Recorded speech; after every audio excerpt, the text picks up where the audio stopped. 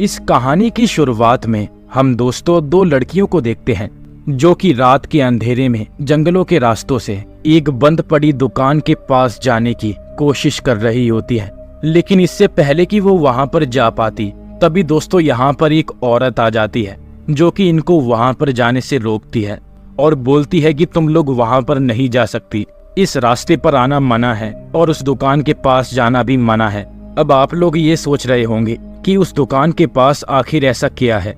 तो दोस्तों आपकी जानकारी के लिए मैं आपको बता दूं कि ये दुकान एक सिलाई की दुकान है और ये दुकान आजकल से नहीं बल्कि काफी सालों से ऐसे ही वीरान और सुनसान पड़ी हुई है। ये दुकान बंद पड़ी हुई है। माना जाता है कि इस दुकान के अंदर एक खौफनाक पिशाच जिनका साया है, इसीलिए कोई भी इस दुकान के पास नहीं जाता।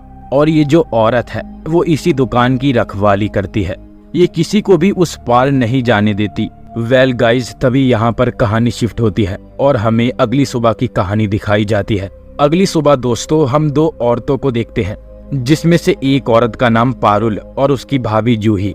ये दोनों की दोनों शॉपिंग करने के लिए आई हुई थी और दोस्तों रास्ते पर जाते वक्त इनको वही दुकान पर जाने का रास्ता दिखाई देता है। उस रास्ते पर ये दोनों देखती है कि वो जो औरत है जो उस दुकान की रखवाली करती है वो वहाँ पर एक सब्जी वाले को वहाँ से भगा रही थी और चीख चीख कर फाड़ फाड़ कर सभी लोगों से बोलती है इस रास्ते पर कोई भी नहीं जाएगा, ये रास्ता बहुत ही ज्यादा खतरनाक है। वो औरत इन दोनों के पास भी आती है और इनसे बोलती है कि उस रास्ते पर कभी भी मत जाना।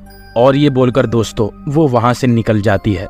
और जब वो दोस्तों वहाँ से जाती है कि तभी इसी बीच जूही फैसला करती है कि वो वहाँ पर जाकर चेक करेगी।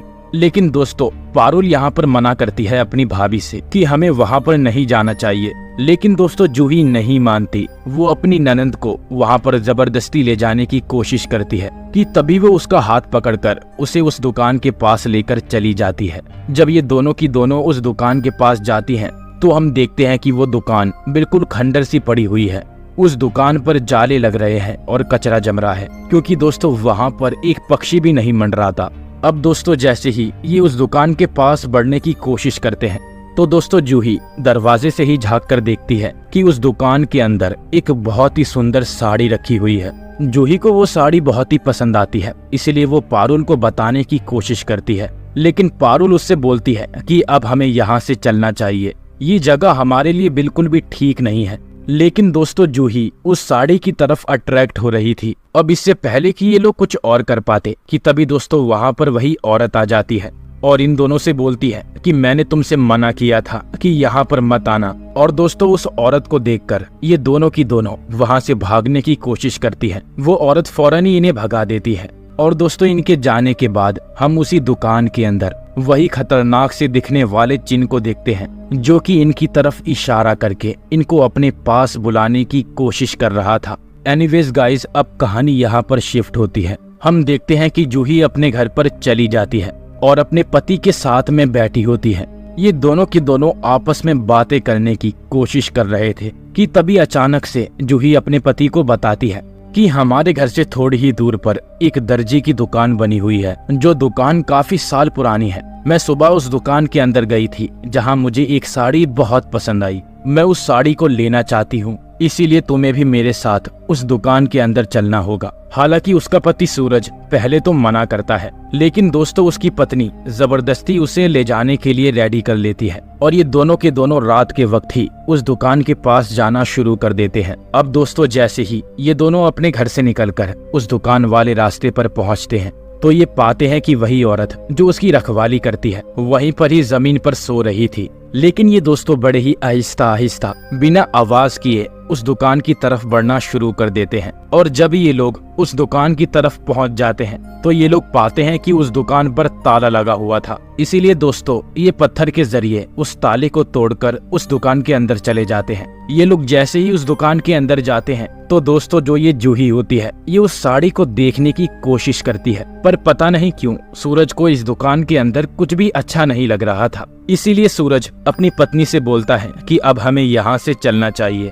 लेकिन दोस्तों जब ये यहाँ से जाने की कोशिश कर रहा था, तभी दोस्तों अचानक से हम देखते हैं कि वो खतरनाक जिन्नात सूरज को अपने वश में कर लेता है, यानी कि वो सूरज को अपने काबू में कर लेता है। जी हाँ, आप लोगों ने बिल्कुल सही सुना। और दोस्तों उसको काबू करने के बाद वो अपनी पत्नी को यहाँ से ले जाने की कोशिश कर रहा था। अब दोनों के दोनों जैसे ही बाहर निकलते हैं तो दोस्तों बाहर वो औरत भी खड़ी होती है, जो कि ये सब देखकर समझ जाती है कि इसके पति को उस जिन ने अपने वश में कर लिया है। खैर दोस्तों, अब हमें अगले दिन का सीन दिखाया जाता है। अगली सुबह हम जूही को देखते हैं, जिसकी अभी आंख खुलती है, उठती है तो दोस्तों अपने घर के अंदर जाती है, लेकिन उसे अपने पूरे घर के अंदर उसके परिवार वाले दिखाई नहीं दे रहे थे। ना ही उसकी माँ दिखाई दे रही थी, ना ही उसकी ननंद, ना ही उसका देवर, कोई भी दोस्तों दिखाई नहीं दे रहा था। ये देखकर वो बहुत ही शॉक हो जाती है। वो घर से बाहर निकलती है तो वो अपने पति को देख पाती है, जो कि बाहर ही खड़ा हुआ था। लेकिन दोस्तों उसके पति का बर्ताव पहले से काफी बदल चुका था।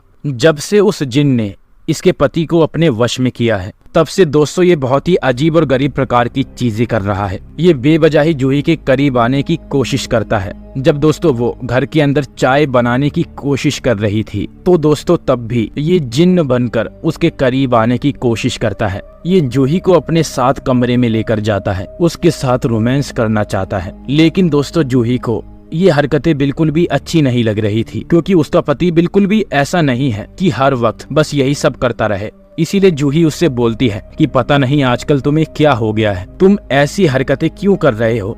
वो दोस्तों बहुत ही गुस्से में बोलती है, लेकिन दोस्तों उसका पति फौरन ही उसके गाल पर एक तमाचा देता है और उसको दोस्तों नुकसान पहुंचाने की कोशिश करता है, क्योंकि दोस्तों वो उसका पति नहीं बल्कि वही जिन होता है। जूही दोस्तों फौरन ही यहाँ से चली जाती है। वो किचन में खाना बनाने के लिए चली जाती है, बट आपको सुनकर बहुत ज्यादा हैरानी होगी। जब वो किचन में खाना बनाने के लिए जाती है तो दोस्तों फिर से उसका पति आ जाता है और वो फिर से उसके करीब आने की कोशिश करता है। पर दोस्तों इस बार जूही उसका असली रूप देख लेती है। सामने रखी हुई एक प्लेट में वो देख लेती है कि उसके पति के ऊपर एक जिन का साया है। ये देखकर जूही बहुत ही डर जाती है और फौरन ही अपने घर से बाहर निकल जाती है। वो दोस्तों अपने घर से बाहर निकलने के बाद फैसला करती है कि वो उसी औरत के पास जाएगी। अब वो दोस्तों भागते भागते उसी दर्जी की दुकान के पास पहुंच जाती है। वो जैसे ही वहां पर जाती है तो उसे वो औरत दोस्तों मिल जाती है। वो औरत अचानक से उसके सामने आ जाती है। तभी दोस्तों जूही उस औरत से बातें करती है। वो बोलती है कि मैं उस रात यहाँ पर आई थी,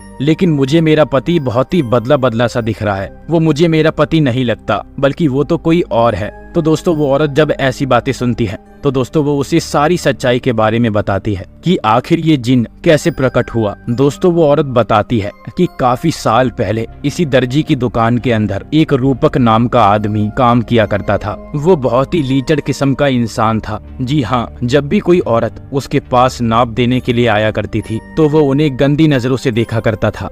वो एक दर्जी था, लेकिन बहुत ही गंदा वाला दर्जी, इसीलिए कोई भी औरत उसके पास आना पसंद नहीं करती थी। लेकिन एक बार उसके पास संध्या नाम की एक लड़की नाप देने के लिए आई थी और रूपक को उससे प्यार हो गया था। उसने उसका नाप तो ले लिया था, लेकिन वो उसके पीछे पागल हो गया था। उस लड़की की कुछ ही दिन में शादी होने वाली थी, इसीलिए रूपक ने फैसला किया कि वो उसकी शादी में उसके लिए एक जोड़ा उसको फ्री में सिलकर देगा, जिससे कि शायद वो उससे इम्प्रेस हो जाए। रूपक ने कुछ ऐसा ही किया। उसके लिए उसका शादी का जोड़ा बिल्कुल फ्री में सिला और उसके पास उसको देने के लिए चला गया।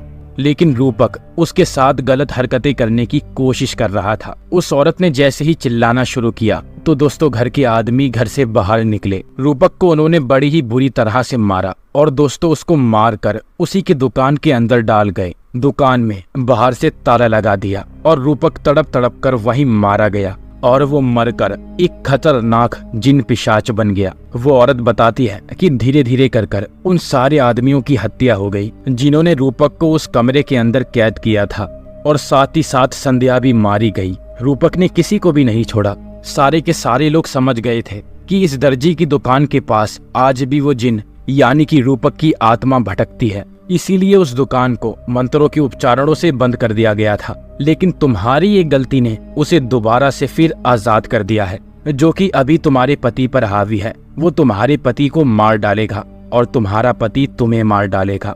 वो बताती है कि अगर रूपक को खत्म करना है तो उसकी सिलाई मशीन को जलाना होगा, क्योंकि उसकी सारी उम्मीदें जीते जी उसी सिलाई मशीन से जुड़ी थी। उसकी आत्मा भी शायद उसी सिलाई मशीन से जुड़ी हुई है। अब दोस्तों ये सारी बातें सुनकर जूही वहाँ से फौरन ही चली जाती है, पर आई डोंट नो उसके दिमाग के अंदर क्या चल रहा था, लेकिन दोस्तों वो कुछ तो सोच रही थी। वो फौरन ही अपने घर पर जाती है और अपने पति से मिलती है। वो अपने पति से बोलती है कि अब मैं तुमसे कभी भी दूर नहीं भागूंगी। जी हाँ, और दोस्तों वो जिन अपने असली रूप में आ जाता है। वो फौरन ही अपने पति के पास जाती है और उससे बातें करने की कोशिश करती है, वो भी बहुत ही प्यार भरी बातें। एनीवेज गाइज, अब जैसे ही यहाँ पर रात होती है, रात के वक्त पर उसका पति या फिर कह लो वो जिन उसको जूही को अपनी दुकान के अंदर लेकर चला जाता है। दुकान के अंदर ले जाने के बाद वो जूही का नाप लेने की कोशिश करता है, क्योंकि जीते जी भी वो यही किया करता था। लेकिन यहाँ पर जूही उस जिन से बोलती है कि तुमने जीते जी संध्या को क्यों मार दिया था,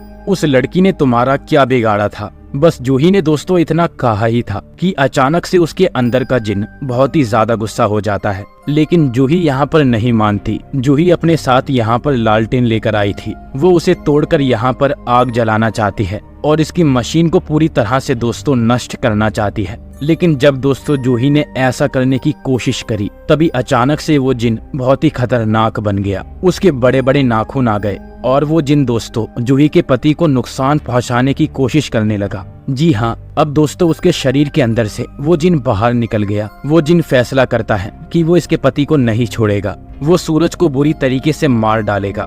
वो सूरज को काफी पटक पटक कर मार रहा था। उसने सूरज को मार मार कर अधमरा कर दिया। लेकिन दोस्तों इसी बीच जूही उसे रोकने की कोशिश करती है। वो भी दोस्तों उसे नहीं रोक पाती, क्योंकि वो जिन बहुत खतरनाक होता है। बट दोस्तों इससे पहले कि वो जिन अब जूही को नुकसान पहुंचा पाता कि अचानक से हम देखते हैं कि यहाँ पर वही औरत आ जाती है जो कि इस घर की देखभाली किया करती थी। जूही किसी तरह अपनी जान को बचाती है और अपने पति को भी उठाती है। अब दोस्तों वो औरत जूही और उसके पति से बोलती है कि तुम दोनों फौरन ही यहाँ से बाहर निकल जाओ। लगता है कि अब इसको नष्ट करने का वक्त आ चुका है। आज इसकी माँ के हाथों ही इसका अंत होगा। जी हाँ दोस्तों, यानी कि ये जो औरत है वो कोई और नहीं, वो इसकी माँ होती है, जो कि इतने सालों से यहाँ पर सबकी देखभाल कर रही थी। आप लोगों ने बिल्कुल सही सुना। अब जूही अपने पति को लेकर यहाँ से भाग जाती है और दोस्तों उस जिन की माँ फौरन ही यहाँ पर मशीन पर आग लगाती है और कपड़ों के अंदर आग लगाती है और वो देखते ही देखते पूरी दुकान के अंदर आग लगा देती है, जिससे कि वो जिन भी नष्ट हो जाता है और दोस्तों उसकी माँ के अंदर भी आग लग जाती है, जिससे कि वो भी अंदर ही मारी जाती है और इन दोनों की जान बच जाती है। ये दोनों घर से बाहर निकलते हैं और इनका सारा का सारा परिवार भी मिल जाता है, जो कि गुमशुदा हो चुका था। और दोस्तों इसी के साथ इस परिवार के अंदर सब कुछ ठीक हो जाता है। बस दोस्तों ये कहानी छोटी ही थी और यहीं पर खत्म हो जाती है। उम्मीद करता हूँ कि आप लोगों को ये वीडियो अच्छी लगी होगी। अगर वीडियो अच्छी लगी हो तो वीडियो को लाइक करके चैनल को सब्सक्राइब कर लेना। मैं आपसे मिलूंगा एक और दिल दहला देने वाली कहानी।